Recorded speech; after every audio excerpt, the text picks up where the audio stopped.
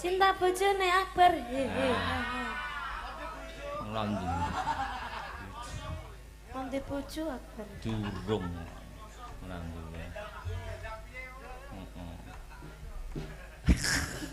Gue aku menengane ora diwene umpan sik ora anu aku. Yo, apa ki sidane? Iku mau lho, Mas. Oh.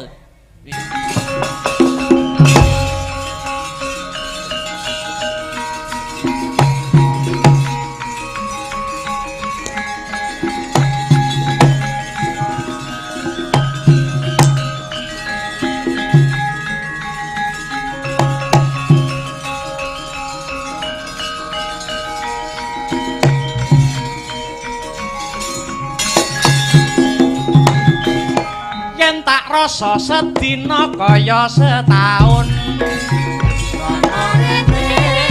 Kaya wong bingung rina wengi tak bisa turun ambung tansah mikir sliramu pewayanganmu katane netra sebulane iku mung rasa kangenku kangen kangen kangen kangen kangen kangen kangen kangen kangen aku kangen sliramu. Assalamualaikum warahmatullahi wabarakatuh. Selamat pagi Mas Gareng. Selamat pagi Truk. Pagi gong pagi Mas Witru. Alhamdulillah. Wiwit jam 09.00 nganti jam piro iki? Jam 2 kurang 10 menit manut jamku. Diparingi lancar ora ana alangan sawiji ngopo anggone awake dhewe paring lelipur ana Ngadipura kene. Weh, tobat. Ngambale atur sembah nuwun matur nuwun warga masyarakat Ngadipura Kecamatan Wonotirta Kadipaten Blitar. Sembah nuwun sampun ngaturi Den Akbar sak rombongan. Ora ketang klungsu-klungsu melu udu ya, Le. Nggih Mas Gareng. Muga-muga keluarga besar desa Ngadipura tinaringan teguh yuwana ayem tentrem sejahtera bahagia lahir dan batin ya Mas. Suaramu kok beda. Lah nyocokne wayange. Nyocokne wayange ya. Ya ngene iki lah. Iya. Nyocokne lambene wayang. Amin gong sing disuwun pancen kaya mangkono. Kaya sing tak aturke mau ngarep adicara wayangan ngene iki sing diuntungkan ora mung senimane. Bener, Truk. Sing golek duit pirang-pirang contone kaya tukang parkir mung golek Serono rafia pirang meter wis dadi duit. Ora lali kanca-kanca bakul. Heeh. Ngene iki tumplek-blek nganti mau sore teh jan. Dalan ora amet lho Kang. Heeh. Iya, Gong.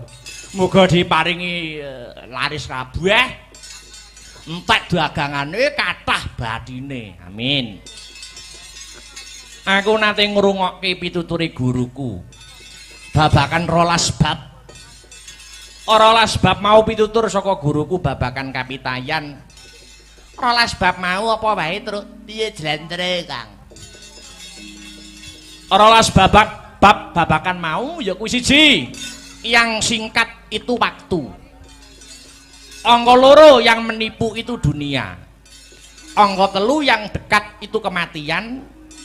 Angka papat yang besar itu hawa nafsu. Angka 5 yang sulit itu ikhlas. Angka 6 yang mudah itu perbuatan dosa. Angka 7 yang susah itu ngelakoni sabar. Angka 8 yang sering lupa itu bersyukur ana ngarsane Gusti Allah Subhanahu wa taala. Angka 9 yang tajam itu lidah. Angka 10 yang berharga itu iman. Angka 11 yang menentramkan hati itu berzikir. Lan sing pungkasan angka 12 yang ditunggu Allah adalah tobat. Niku pun sing penting ditekenke ngibadahe 5 wektu aja nganti lali. Saya apik yen jam 1 bengi nindakke salat tahajud insyaallah tentrem sak kulawargane. Nah, contone kaya masyarakat Ngadipura kene ya, Truk. Maringi ayem tentrem, paringi rejeki sing lumintu, leres Mas Gareng. Ana piwulang maneh, wong urip aja mung nuruti butuhing karep, ning turutana butuhing urip. Yen gur nuruti karep, jagat ya arep diemperi. Mula urip niku sak derma nglampahi nganti tepekaning takdir saka Gusti Allah. Ingkang mengkuwerdi, hidup itu hanya menjalankan ketentuan dari Tuhan Yang Maha Esa. Kita sebatas berdoa dan berusaha karena hanya Yang Kuasa yang mengerti mana yang baik dan buruk. Ana tembung becik ke titik, ala ketara ngono kae. Kuwi kabeh ya dilakoni awake dhewe ya, Truk. Bener, Gong. Perbuatan kebaikan suatu saat akan tetap terungkap sepintar-pintar apapun orang lain memanipulasinya. Sebaliknya suatu keburukan akan terungkap pada saatnya nanti. Wis kuwi tetep mula ana tembung wong kuwi aja sok gumunan, aja sok kagetan, aja sok getunan, aja aleman lan aja geleman. Maknane piye, Lid? Maknane piye, Kang?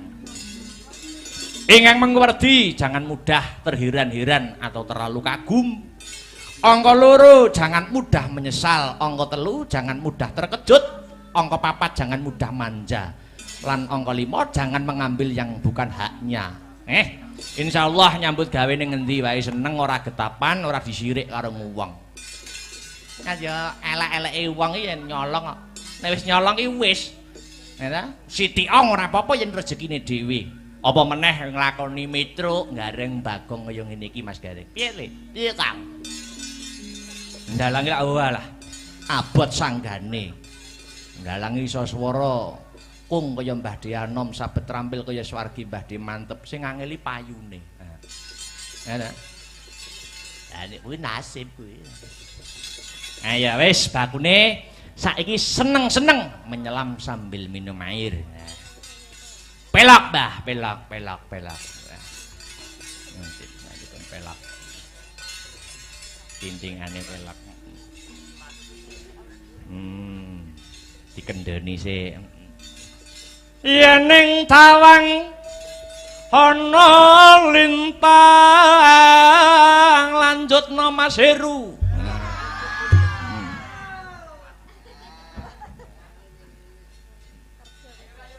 Cahayu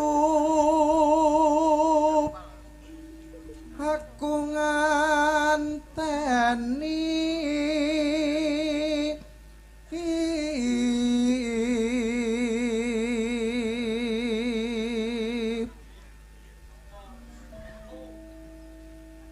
marang mega ing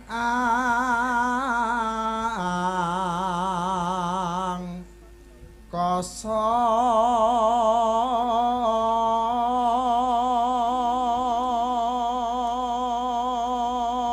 Cik metu megatruh karo Masku Mambang. Ya. sun takon war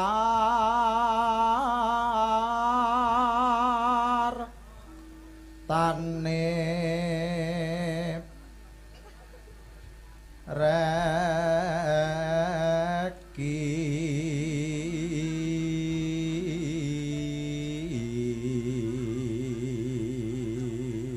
Aku iki karo Mas Heru malah kaya dagelan sepelan kelambine padha.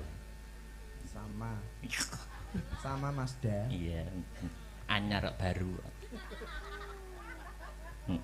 Ya. Janjiku eling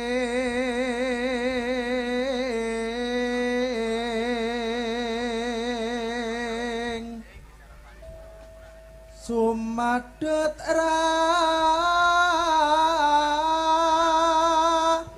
sing tias ingsun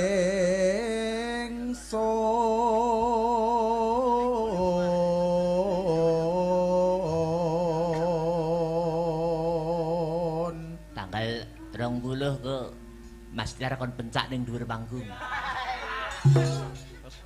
Wah, deplok cengelmu wae.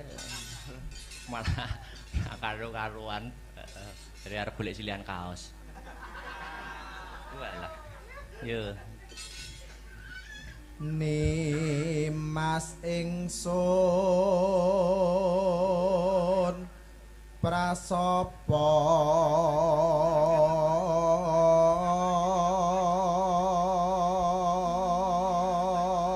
Widih. Dawane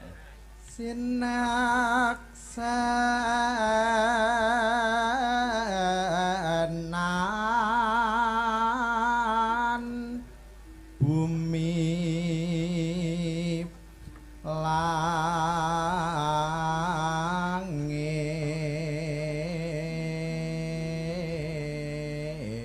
langit Aslah beratai kreatif orang rusak dalang sinden penabuh. sapa ae sak Sak peniti sopir bis. Iki ya kreatif. nang kreatif ya. Nganjuk Blitar lewat bareng. Nalari ndi? Iya. Ora sisan liwat Trenggalek bisa Tamasya ngono. Nek diomongi ngeyel nesu modele. Nek dimut bathuke.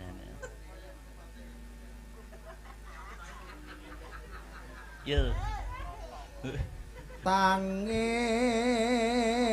tangis ing tias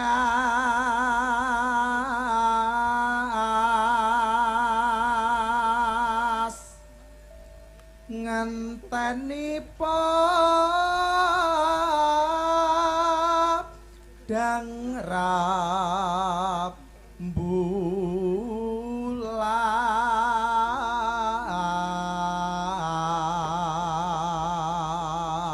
Was. Suarane Mas Heru tetep ungkul. Ora entek babar blas. Aku ya tau diomongi karo dosenku. Kowe nek bar kowe nek pengen suaramu ora gerok, kowe banyu sumur ka ada ana botol. Kayak gendreng, nek wis ngembun ombenen. Nyatane ya ora tau gerak nek ora pinuju flu ngono kae. Iya. Sri. Aku ngerti ya, suara entek itu jenenge Sri. Mangsa aku anggere ana terop ngadeg kok enek Srine. Pak Catur ana Sri, Pak Sleng ana Sri, Pak Kelilur ana Sri.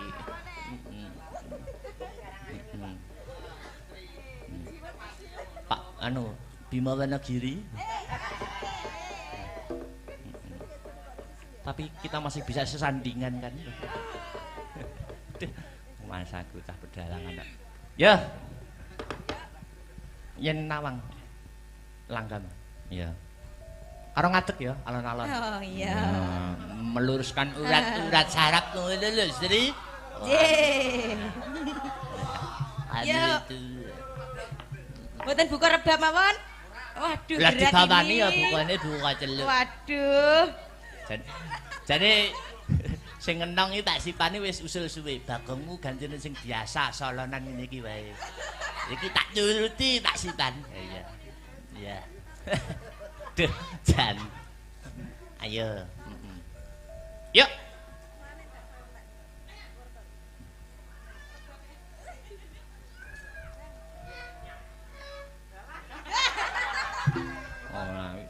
Oh, di tangane ra tekan lho, lan buka celuk. Yo. Ning tawangun. Ayo Sri. Lintang wong bagus. Ngenteni tekamu. Sakno. Marang mega ing angkasa kang mas. Mega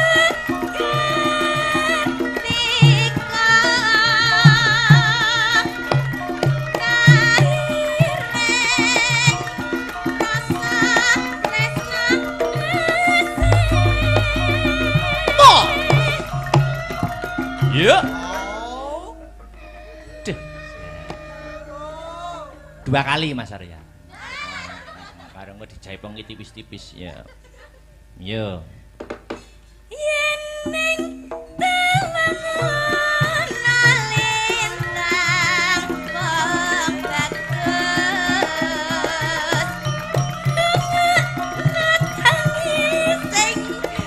Aja nangis.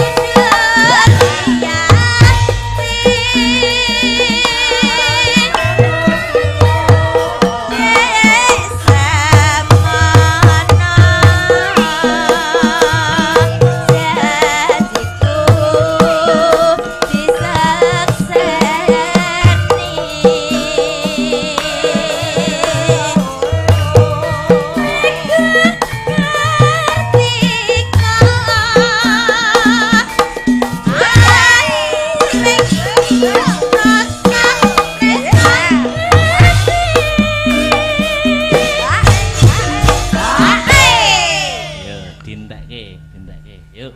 Yeah.